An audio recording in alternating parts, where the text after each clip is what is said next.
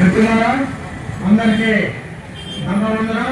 ఇటు ఇటు ఈరోజు బౌద్ధ ధర్మ ప్రచార కేంద్రం ఆధ్వర్యంలో యాత్ర ఈ ఆర్టీసీ డిపో నిర్వహించినటువంటి దెబ్బల రోడ్ల నుంచి సత్యనారాయణపురం వరకు కార్యక్రమం జరుగుతుంది. ఈ పాదయాత్ర దేనికోసం? బౌద్ధం అంటే ఏమిటి? బౌద్ధం అంటే జ్ఞానం. జ్ఞానానికి సంబంధించి ప్రతి వారికి తెలుసు కదా, అందరికీ మెదడు ఉంటుంది, అందరూ మనుషులే. కానీ జ్ఞానపరంగా మనం వ్యవహరిస్తున్నామా లేదా అనేది సమస్య. జ్ఞానపరంగా అంటే ఇన్ని రకాల అసమానతలు ఎత్తుకున్నాయి, కులాలు ఎత్తుకున్నాయి, మతాలు ఎత్తుకున్నాయి. కొంతమంది దగ్గర కోట్ల రూపాయల ఆస్తులు ఉన్నాయి, కొంతమంది రోడ్డు పక్కనే బతుకుతున్నారు. ఈ అసమానతల సమాజం మారాలంటే జ్ఞానబద్ధంగా మానవీయంగా బతకాలి.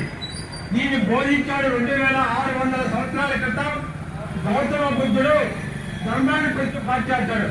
ఆ ధర్మాన్ని అశోక చక్రవర్తి 2300 సంవత్సరాల క్రితం పరిపాలించాడు. దానినే భారత రాజ్యాంగంలో పొందుపరిచాం.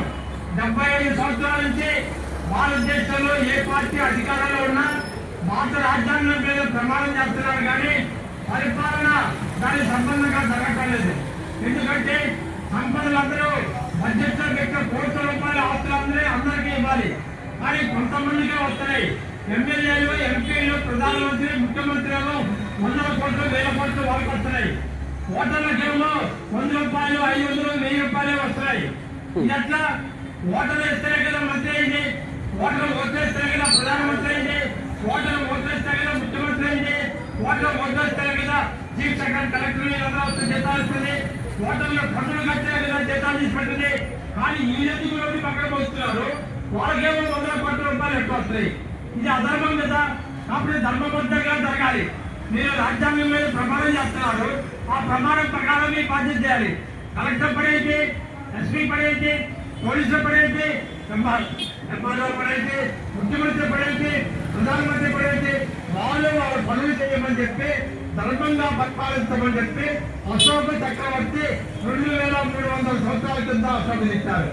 దానికోసమే ఈ రోజు మన జాతీయ జెండా 3 రంగుల జెండా, దాంట్లో చక్రం ఉంటుంది, 24 రేకులతో అశోక చక్రం ఉంటుంది.